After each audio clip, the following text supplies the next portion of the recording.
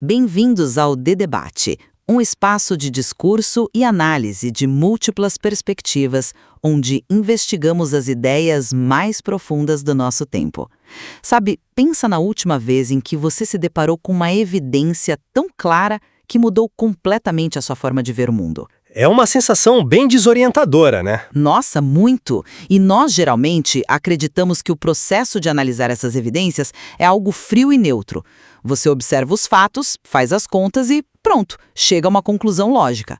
Mas e se a evidência em questão exigir de você mais do que apenas concordância intelectual? Tipo, exigir uma mudança de vida? Exatamente. Uma submissão moral. Hoje, nós vamos examinar a própria natureza da descrença, a partir do nosso texto base, a falácia do ateísmo. A questão central que vamos explorar hoje é: o ateísmo é uma conclusão intelectual legítima, baseada na ausência de evidências empíricas? Ou é, na sua essência, uma patologia da vontade? Uma escolha de ignorar um criador evidente para, manter a nossa própria autonomia, certo? Isso mesmo. Eu represento a posição de que o ateísmo não é um vácuo neutro de crença. A partir de evidências científicas, físicas, biológicas e até morais, eu vou argumentar que a negação de Deus é uma supressão ativa da verdade, motivada pelo desejo humano de ser a sua própria autoridade moral. Bom, e eu chego a essa questão por um caminho bem diferente.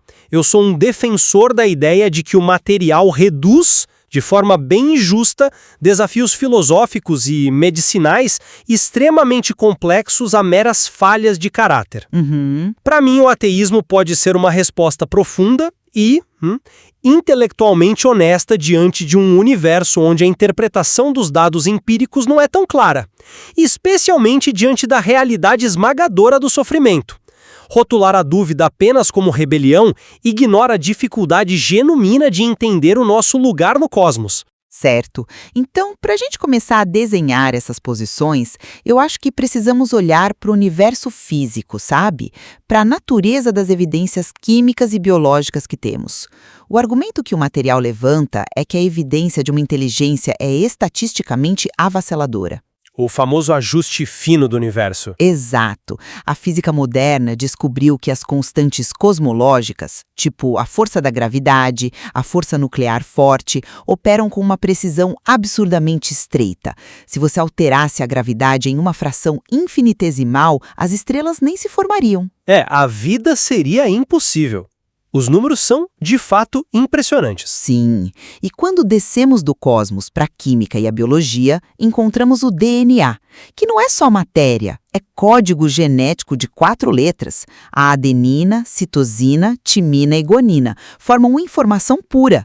É como um software rodando dentro de cada célula. E o argumento diz que isso não pode ser um acidente. Perfeito. Diante da complexidade química de uma única proteína dobrada, a premissa é de que o universo aponta para uma mente. Então, a incredulidade não acontece por falta de evidência biológica ou física. O ateu percebe essa complexidade, mas escolhe ignorar a conclusão, porque aceitar o autor significa aceitar que não somos os donos absolutos das nossas vidas. Eu entendo perfeitamente o fascínio com a física quântica e o ajuste fino. A cosmologia realmente revela um universo matematicamente elegante. E a calibragem dessas constantes tira o fôlego de qualquer pesquisador. Mas eu preciso traçar uma linha aqui. Onde exatamente? Na estrutura lógica do argumento. Observar que o universo físico tem leis complexas não prova automaticamente a existência de um legislador pessoal. Uma força organizadora ou um multiverso não é sinônimo de um Deus moral que se importa com o que eu faço da minha vida. Mas a matemática por trás da vida... Só um segundo, deixa eu só concluir esse raciocínio. Além da física, eu tenho uma restrição muito forte à ideia de que qualquer mente acadêmica que recuse esse salto metafísico sofra de uma cegueira voluntária. O material sugere que o ateísmo nasce de um desejo de fugir da moralidade, mas muitos cientistas são ateus por um esforço metodológico sincero. Você diz por causa das limitações da ciência? Exatamente. A ciência, a biologia, a física, elas exigem que você só afirme o que pode ser testado e falseado. Se Deus está além do universo material, por que o rigor metodológico de um cientista chamado de atrofia espiritual? Peraí, deixa eu ver se entendi a mecânica da sua objeção.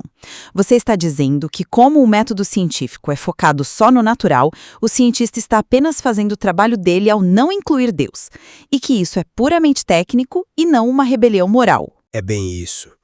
A ciência opera sob o naturalismo metodológico por necessidade.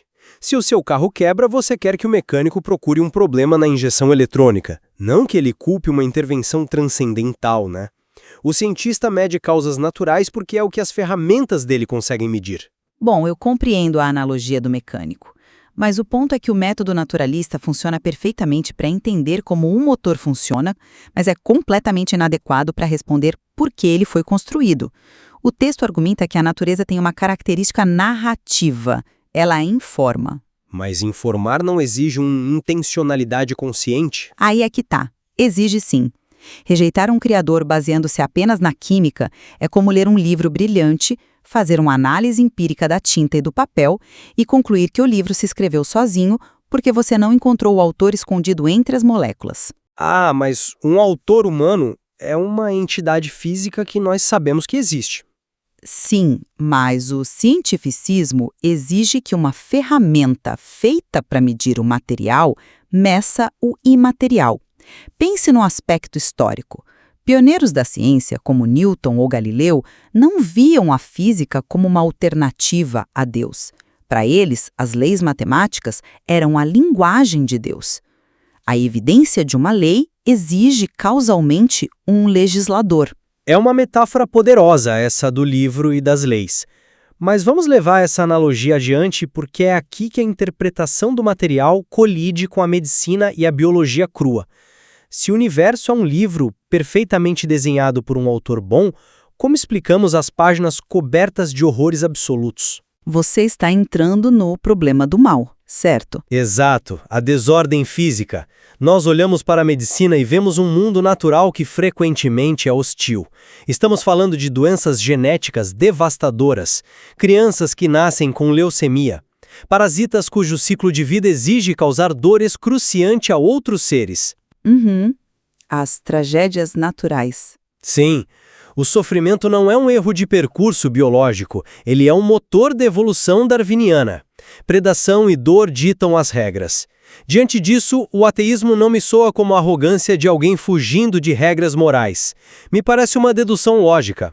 Se eu vejo um projeto cheio de falhas brutais, por que seria desonesto concluir que o autor não é benevolente ou nem existe? Essa é de longe a objeção mais pesada que você poderia trazer.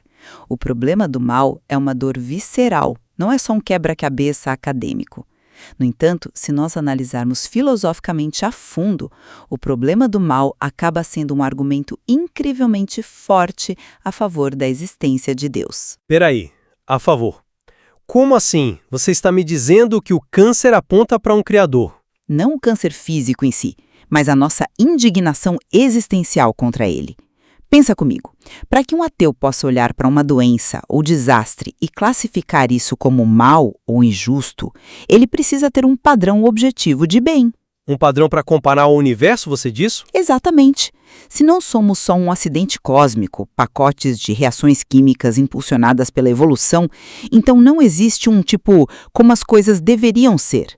O leão devorando a gazela não é moralmente mal. É só biologia operando. Um tsunami é só física e gravidade. A dor seria apenas um alerta neurológico. Sim, e de fato é um alerta do sistema nervoso. Mas ninguém vive assim. Quando vemos a injustiça, nós dizemos que aquilo está objetivamente errado. Essa revolta moral exige um padrão absoluto de justiça que transcende a química. O texto argumenta que você não sabe que uma linha é torta se não souber o que é uma linha reta. Sem Deus, de onde o ateu tira essa régua moral para julgar o cosmos? Olha, essa manobra lógica do argumento moral é bem clássica na filosofia. Dizer que a indignação exige um legislador é inteligente, mas eu não compro essa premissa. E vou te explicar com base na biologia. Por favor, me mostre como a biologia resolve isso. O ateu não precisa de um padrão eterno para saber que o sofrimento é indesejável. A evolução da nossa espécie como primatas sociais explica isso perfeitamente. Nós só sobrevivemos porque desenvolvemos a empatia, a capacidade de cooperar e cuidar dos vulneráveis. Então a moralidade é só um instinto de sobrevivência. É uma base sólida. A aversão à dor aqui e agora é suficiente para basear a ética humana. E tem outra coisa. A crítica que o ateísmo faz diante do sofrimento é direcionada ao próprio sistema religioso. Nós dizemos, olha, vocês afirmam que existe um ser amoroso e onipotente, mas a evidência médica de dor impiedosa contradiz a sua hipótese. Mas veja as consequências perigosas de basear a ética apenas na biologia e na sociologia. Se a aversão ao sofrimento é só um instinto de sobrevivência do grupo, então a moralidade não é um fato objetivo. Ela é uma ilusão útil que o nosso cérebro criou. Ilusão útil? Como assim? Pense na história. O que acontece quando o instinto de sobrevivência social dita que a melhor forma do grupo prosperar é eliminando os mais fracos? A evolução frequentemente favorece a erradicação da competição. Se a moralidade é só o que ajuda a espécie em um dado momento, você não tem base para dizer que a escravidão ou o extermínio são objetivamente maus. Isso é um salto bem dramático. Mas é a conclusão lógica do materialismo secular. Quando você corta a âncora de um legislador imutável, a ética vira puro utilitarismo sociológico. A ideia de direitos humanos sagrados e inalienáveis desaparece. No século XX, regimes totalitários baseados em filosofias materialistas estritas mataram milhões. Sobre a ótica da sobrevivência do mais apto, ditadores como Stalin só estavam aplicando a biologia em escala governamental. Sem Deus, quem é o árbitro final para dizer que eles estavam errados? O Estado vira o seu próprio Deus. Essa é uma acusação extremamente severa que o material faz e eu sinto a urgência de desafiar isso. A ideia de que, se você tirar o teísmo, a sociedade inevitavelmente colapsa em regimes assassinos não se sustenta, nem na história, nem na filosofia. Como não? A ausência de regras absolutas. Mas não há ausência de regras. É uma distorção classificar a ética secular como uma desculpa utilitária. Filósofos iluministas demonstraram que podemos construir sistemas éticos robustos focados na redução da dor com base na razão. Você não precisa de uma divindade para perceber que oprimir o outro desestabiliza a sociedade que protege você mesmo. Mas isso continua sendo conveniência social, não moralidade absoluta. E sobre regimes totalitários nascerem do materialismo, olha, regimes monstruosos também foram construídos e justificados por milênios em nome de direitos divinos e interpretações religiosas absolutas. Reconhecer a nossa vulnerabilidade biológica, de que esta vida é tudo o que temos, torna o cuidado mútuo mais urgente, não menos. Eu concordo plenamente que pessoas seculares vivem vidas incrivelmente éticas e boas. O material não nega isso.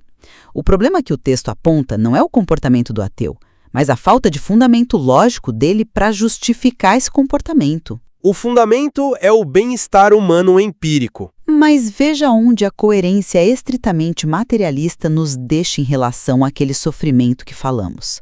Se a vida física é tudo o que temos e a morte térmica do universo é o fim da física, então toda a nossa luta por justiça, as lágrimas pelas vítimas, no final não tem redenção. Tudo será engolido pelo vazio biológico e cosmológico. É uma perspectiva sóbria, eu admito. E é exatamente nesse abismo que o material de origem atinge o clímax. A resolução para o vazio existencial e para a necessidade de justiça objetiva não ocorre num debate filosófico abstrato. Ela foi respondida no chão da história, por meio da encarnação. Estamos falando da figura histórica de Jesus, certo? Sim, Yeshua, o Logos encarnado, a divindade entrando no tempo físico e nas regras da biologia humana. A ressurreição corporal é apresentada no material como a prova empírica definitiva que vence a deterioração biológica. Ignorar as evidências históricas dessa intervenção é a demonstração cabal da patologia da vontade que falamos no início. Uau, ok. Eu preciso pausar a conversa aqui, porque essa é uma mudança vertiginosa de paradigma. Nós começamos avaliando física quântica, DNA celular, evolução e o dilema universal do sofrimento, coisas testáveis e visíveis para qualquer pessoa. E a história também é analisável. Mas, de repente, o texto exige que a gente resolva todas essas complexidades enormes, aceitando uma afirmação histórica exclusiva baseada num relato de milagre do primeiro século.